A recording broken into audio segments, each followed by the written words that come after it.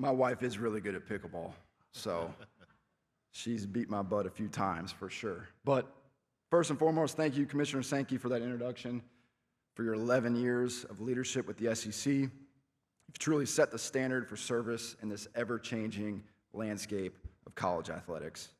Before I get started, I do want to recognize my wife and acknowledge her and thank her for her constant support of me throughout this wild profession and this wild life that we live. Without her, none of this is possible. There's very little, if any, balance in college football and what we do. Her sacrifices allow me to live out my dream of coaching football for a living. So thank you. I love you. I also want to thank a few people back in Lexington. First is Mitch Barnhart. Mitch recently retired after 24 years of service to UK athletics. He is a true legend and a mentor, and he built championship culture at UK. He's also the man who brought me home, back to the Bluegrass, to live out a dream. I'm forever indebted to Mitch. I want to thank President Eli Capilouto for his university leadership and his vision towards the future. Susan Lax, right here up front, she's my right hand. She's our Senior Director of Athletics, Communications, and Public Relations. 29 years with UK Athletics, 29. She's been unbelievable to me. I'm very thankful for you, Susan, and how you have been taking care of me over the last 7 months. I'm excited about the opportunity to work with Jay Batt. He's our new athletics director and CEO of Champions Blue. Jay's going to do great things for Kentucky as college athletics continue to evolve. He's going to drive revenue. I'm really, really excited about working alongside Jay. I'm thrilled to represent Big Blue Nation as head football coach. As a Kentucky native, a kid growing up going to Commonwealth Stadium to watch the Cats, this is truly a dream come true to me. I am BBN. For 18 years of my life growing up, I was a member of Big Blue Nation. My dad played at Kentucky. My mom's a graduate. To come back to the Bluegrass State, being a fan himself of Kentucky football, Kentucky athletics, it's truly surreal. You know, these first 230 days have been a complete whirlwind. I'd be lying to you if I told you anything different. But we've constructed a roster with 45 new players, and 41 of these players have started at least one game in college football. I had to hire a brand new coaching staff and recruiting personnel department while also being the offensive coordinator at Oregon through a playoff run. We built a brand new $3 million weight room, state-of-the-art. We installed new schemes for our players. We taught them how to practice, how to meet. And we put a really big emphasis on high school recruiting for this 27 class and beyond. But this is what I signed up for, and it's been really fun navigating these waters. I'm very excited to compete in the Southeastern Conference. This is where the best players and coaches come to play football. All 16 have a top 20 hardest schedule per ESPN. All 16. They say that I'm the fourth hardest. Okay? If you want to compete against the best, you come to the SEC. You just do. It's the closest thing to the NFL. It's proven. Almost every game comes down to the last possession. Home field advantage is real in this league, and I love it.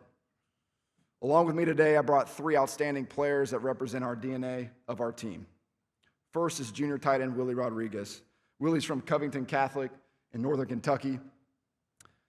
Really excited about his growth over the last 6-7 months. This guy's an elite player. I think he's got the ability to be one of the best tight ends in the country. He was one of the players from last year's roster that we had to retain. It was a no-brainer. We could not afford to lose him. He can do it all. He'll be a feature player in our system. And off the field, he's committed to community service. He's a frequent visitor to Golisano Children's Hospital, UK, where he meets with kids in need, families in need of sick children. Fantastic person and player, and has an extremely bright future. Secondly, we brought junior quarterback Kenny Minchie. Kenny's from just outside Nashville in Hendersonville, Tennessee, went to Pope John Paul High School, came to us from 3 years at Notre Dame. I've been really impressed with Kenny since he got here. He's somebody that feels like he's been in our system for a long time. He's got elite processing skills, a high football IQ. He's very accurate, and he has the athletic ability to make plays with his feet. He's also a natural leader. He's got great poise, great communication skills. This will be his first starting job. He knows that, I know that, you all know that. But I know he's going to be ready because of how he prepares in the classroom and on the field. Lastly, but not least, senior safety Ty Bryant. Ty's a hometown kid right from Lexington, Kentucky. Went to Frederick Douglass High School. He was second team All-SEC last season, led the league with 4 picks, while also making the Dean's List. He was another player from last year's team I had to keep. Do everything I can to keep Ty Bryant. He represents Kentucky football to the fullest. It is in his DNA. He's a natural leader, shows up every day, ready to work. He's almost like a coach on the field for us. It's kind of funny. Fun fact, our dads played together at Kentucky. So I don't know if that's how young I am or if that's how old maybe Ty's dad is. I don't really know. But Cisco, love him, and glad that his son plays at Kentucky as well. But Ty's got a bright football future, and when he's done with football, which hopefully he has a long career in the NFL, I'm sure he'll be out there with Media Row working in media. But I'm very excited about this team. We've laid a really strong foundation, and our players have embraced the work. The DNA that we've built within Kentucky football centers around connection. As a coaching staff, the first thing that we had to do, was develop a real connection with these players. A connected team is a dangerous team. They typically play the longest, the hardest, or hardest, the longest. Our guys needed to get to know each other. They had to. They needed to know that their coaches had real investment in them as people. They needed to feel a coaching staff that actually likes coaching with each other. That's huge. And they needed to feel connection to Big Blue Nation, to our fans, and see how passionate they are. I really believe we built a strong connection up to this point, and we will continue to grow together throughout the season. This is going to be a tough program. Football is the toughest game played by tough men. It's physically demanding and mentally exhausting. But guess what? Life is tough too. And the one thing I refuse to be is soft-minded. I understand, I've already accepted myself that there will be tough moments this season. There always are, in every year that I've ever coached. Our response as our team will dictate the outcomes. I cannot wait to fight adversity with this group. Our process on the field also centers around accountability. Do your job. It takes all 11 being on the same page in all 3 phases for us to maximize success. We first have to learn to not beat ourselves as a team. That's number 1. That takes elite focus and preparation. So far, our players have done a great job learning our system and our scheme and how we practice. That accountability extends to the classroom too, something I'm really proud of. Our players posted the highest team GPA in program history this past spring. In a world where we've added 45 new players to UK football, it's my job as head coach to get these players to play for the name on the front of their jersey. It's a selfish world. Our players must understand and be fully invested in sacrificing personal glory for team success. To wear the blue and white is an honor. To represent the Commonwealth and Big Blue Nation is a privilege that our players and coaches will not take for granted. My coordinators, Joe Sloan, Jay Bateman, Parker Fleming, along with my head strength and conditioning coach, Brandon Roberts, have all done a phenomenal job of instilling these DNA traits into every single player. Kentucky football has a cast of new characters, including me. What happened in the past has zero to do with the future. Our players and coaches have worked extremely hard up to this point to put a team on the field that Big Blue Nation will be proud of. It's my mission to create, develop, and maintain championship-level standards at the University of Kentucky. And like I said in my opening press conference when I was hired, I didn't take the job to be closer to my family. I didn't take the job because my dad played at UK. I took the job to win, and to win at championship levels. Our process has to be elite from top down for that to happen. There's still tons of work ahead, but that's where you really found out what you're made of. We have 47 days until we kick off against a great opponent in Youngstown State. It's 1 p.m. in front of the best fans in college football. Inside Kroger Field. I'm excited, so excited about the 2026 Kentucky Wildcats. So with that, I'll open it up to questions. All right, thank you, Coach Stein. If you have questions, Tommy, Jalen, or Kalen will get to you Tommy, come on up right here in the middle. Robert, right there in the middle. Straight in front of it. Okay. Robert Cessna, the Bryan College Station Eagle. I'd like to know, what did you learn at Lake Travis to prepare you for where you're at today, and what maybe you learned about University of Texas football and maybe even Texas A&M? Yeah, I mean, one of the great joys of my life was spending 2 years with Hank Carter at Lake Travis High School in Austin, Texas. It taught me how to call plays. I was put in a situation where they had already won 6 titles, I believe, up to that point.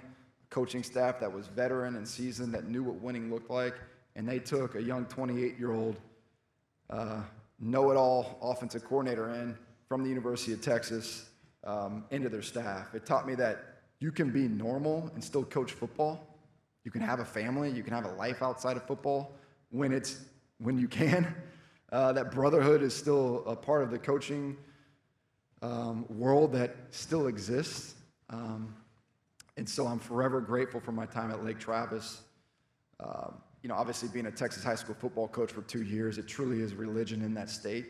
Coached at Texas for 3 seasons and never got a chance to face off against Texas A&M, but we had our state qualifying or state tournament for 7-on-7 on A&M's campus, and just remember how giant their stadium was when I went over there, and got nothing but respect for that state, the football that's played in that state, and specifically Lake Travis. Okay, we'll stay over in that same section, right in the middle. Jerry Humphrey III, AL.com. Coach, being one of 6 total newcomers in the SEC, what kind of separates you from the other new coaches in the conference, and what would you say is the best advice you ever got from Dan Lanning? I mean, I can't speak on what anybody else is doing in our league. I'm really focused on us as a team, us as a program, building this thing the right way. But Dan is, one of the most consistent people I've ever been around. He's relentless in recruiting. He's a phenomenal coach. He's always growth mindset oriented, and there's a reason he's been really successful because of those attributes. Okay, we'll go over to our right coach over on the far side. Thanks. Hey, Coach, back here, Eddie Pels with AP.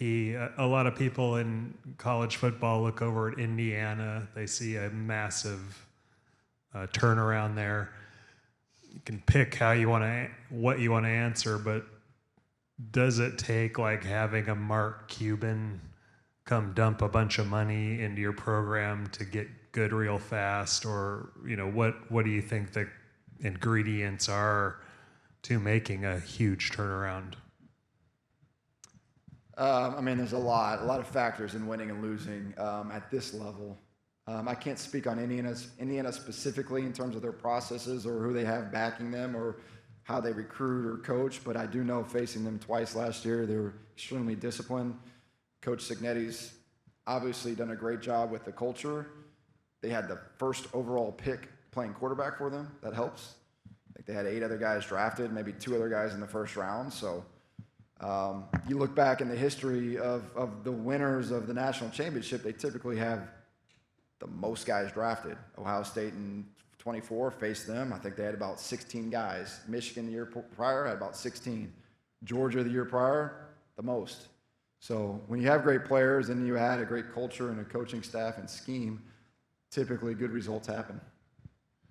Coach, we'll go over here on our left-hand side.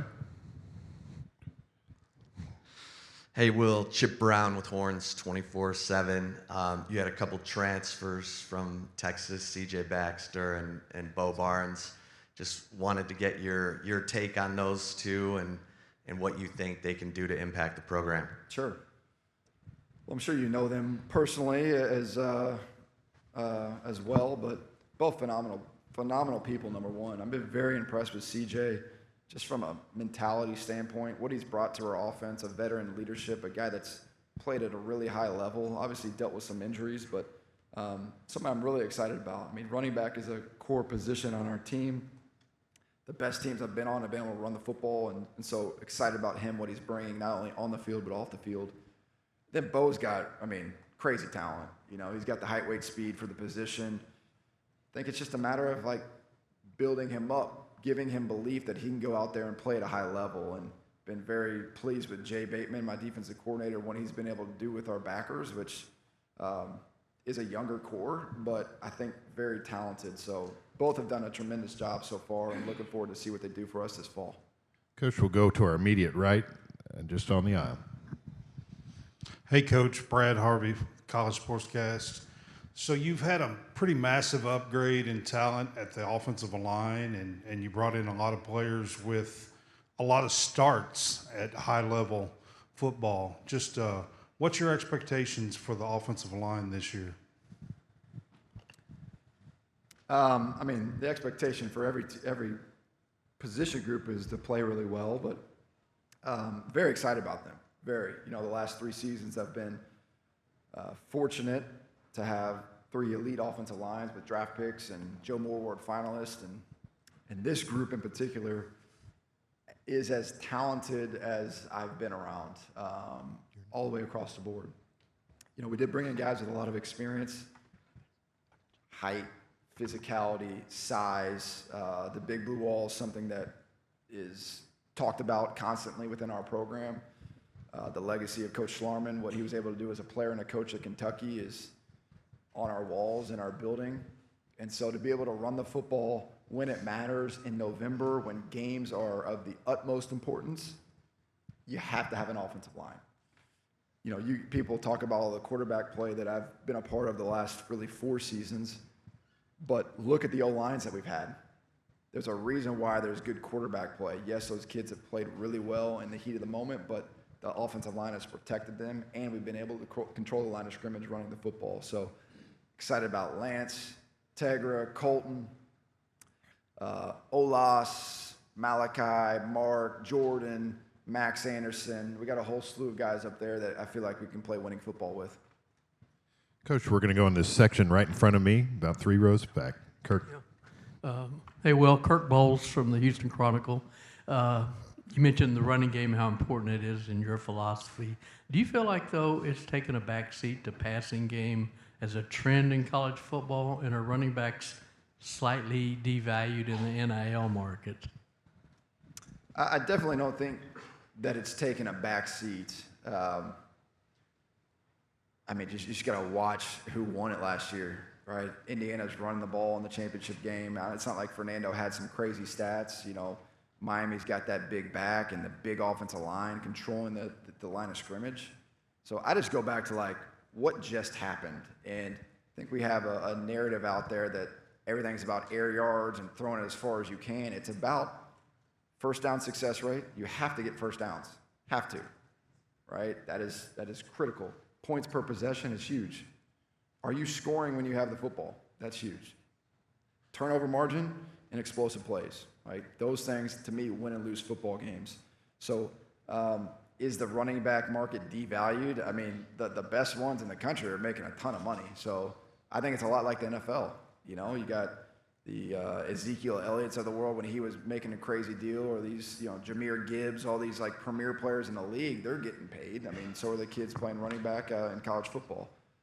You know, I had to have 5 running backs last year, and we were able to run the ball and throw the ball, and that's what I'm expecting to be able to do here at Kentucky, is be able to control the line of scrimmage, run the football, because ultimately it gets cold, and quarterbacks and receivers, you know, and get a little cold fingers, you know, you got to be able to hand the ball off. You got to be able to call and haul a run, go block it up, and go get 4 or 5 yards. You have to.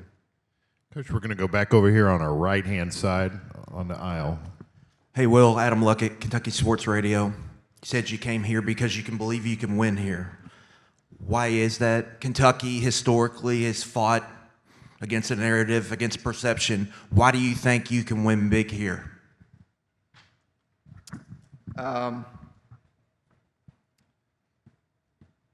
This is going to sound like really, I think because of me, to be honest. I think because of me. I think I know what it takes. I've seen it at the highest levels. I know what it takes to recruit at this level. And you just got to believe, man. You just got to put the ball down and play. There's not really else to be said. Is it going to happen overnight? I don't know. I really don't. If I had a crystal ball, everybody in this room would be really, really rich right now. I don't.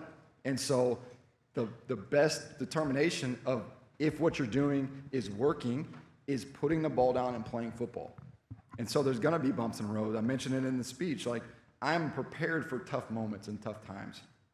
I've succumbed to that in our process, right? I already do self-talk myself about, all right, how can I stay neutral? When stuff's bad, I can stay as neutral as possible and be very diplomatic in my approach.